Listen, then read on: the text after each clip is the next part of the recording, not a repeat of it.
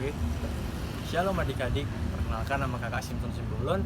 Di sini kakak ingin menyampaikan firman Tuhan buat kita semua ya. Nah, tapi sebelum kita mendengar firman Tuhan, mari kita terutama untuk berdoa dulu. Bapa, terima kasih untuk hari ini ya Tuhan. Sebentar kami akan mendengar dari sebagian dari firman-Mu, biarlah firman-Mu ini menjadi berkat bagi setiap kami. Dalam nama Tuhan Yesus, haleluya, amin.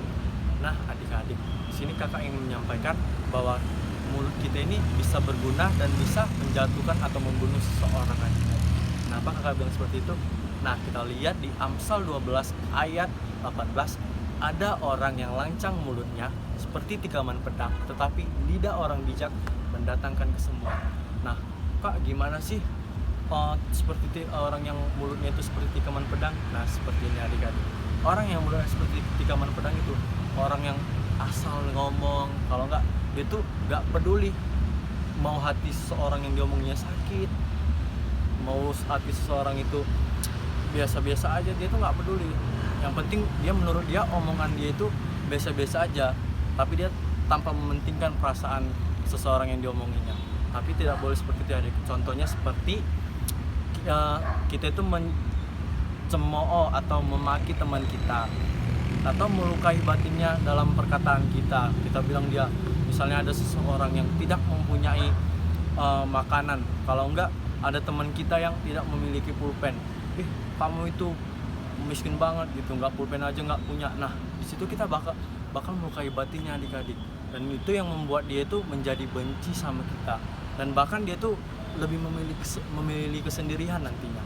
Nah, kita tidak boleh seperti itu, tapi kita harus bijak menggunakan lidah kita atau mulut kita ini. Karena kenapa seperti itu? Karena bibir kita atau lidah kita ini dapat menyembuhkan seseorang, hati seseorang. Mulai dari kita ngasih motivasi sama teman kita mempergunakannya untuk suatu nasihat sama teman kita.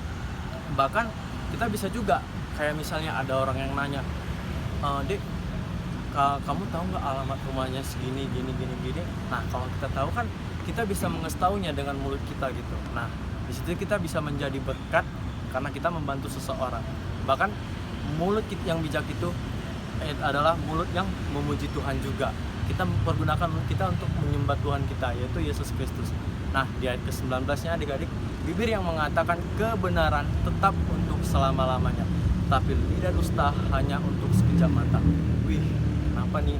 Nah, karena dibilang itu tadi kan udah kita lihat di ayat 18 kan, orang yang lancang mulutnya itu seperti tikaman pedang, tetapi bibir yang mengatakan kebenaran tetap mengatakan kebenaran tetap untuk selama-lamanya. Nah, kebenaran apa nih kak?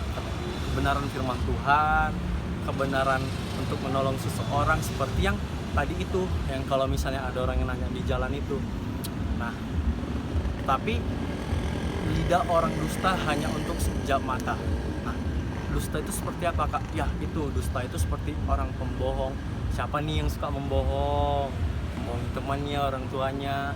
Nah, kita tidak boleh seperti itu ya, karena lidah orang dusta itu hanya untuk sekejap mata. Mungkin kita membohongi seseorang, wah kita cuma senang sementara gitu, tapi ingat, dosa yang kita tanggung itu besar di surga gitu adik-adik.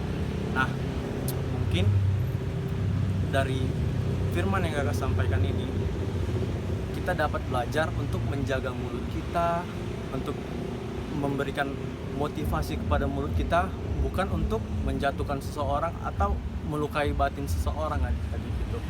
Kenapa kakak menyampaikan firman ini? Karena menurut kakak firman ini sangat penting bagi kita, karena mulut itu adalah inti dari semuanya gitu. Mulut itu dapat menggerakkan pikiran dan hati kita adik-adik. Makanya kakak ingin mengajak adik-adik itu untuk menjaga mulut kita ini dari hal-hal yang kotor adik-adik, hal-hal yang disukai iblis, dan kita menjauhi itu.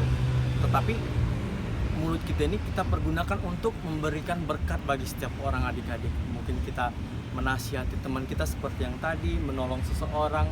Karena Tuhan Yesus waktu hidup di bumi ini, di dunia ini, dia itu mengajarkan tentang berkat, mengasihi sesama, dan pengajaran-pengajaran yang seperti Kristus. Nah, sekian dari kakak, mari kita tutup dengan doa. Bapa yang baik, terima kasih Tuhan, kami telah selesai mendengarkan firman-Mu ya Bapa. Biarlah Tuhan, kami bisa menjaga mulut kami dan pikiran kami untuk menjadi berkat bagi setiap orangnya Tuhan. Terima kasih Bapa yang baik, di dalam nama Yesus, haleluya, amin. Oke.